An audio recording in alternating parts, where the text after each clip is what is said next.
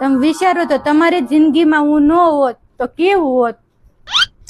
જે માણસની જિંદગીમાં દુઃખ અને તકલીફ લખી હોય ને એ તો આવવાની જ છે, એની વિશે વિચારીને કોઈ ફાયદો નથી.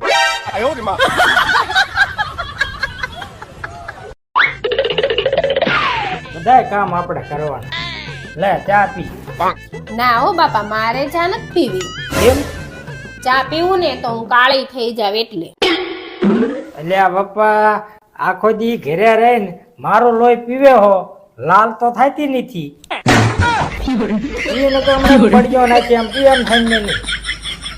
નખરા બહુ આ બધાયના. શું કેવું તમારું? તમે છે ને મને ટાઈમ જ નહીં આપતા, આખો દી નકરો ફોનમાં મારે તમારે રહેવું જ નથી. આ તો મારે ત્યારે નથી રહેવું રે.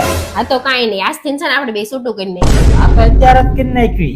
આ તો કાંઈ વાંધો નહીં, મેં તમને જે પેલા વસ્તુ દીધી હતી ને એ બધી મને પાછી આપી દેજો, અને તમે મને દીધી છે ને હું તમને પાછી આપી દઈશ.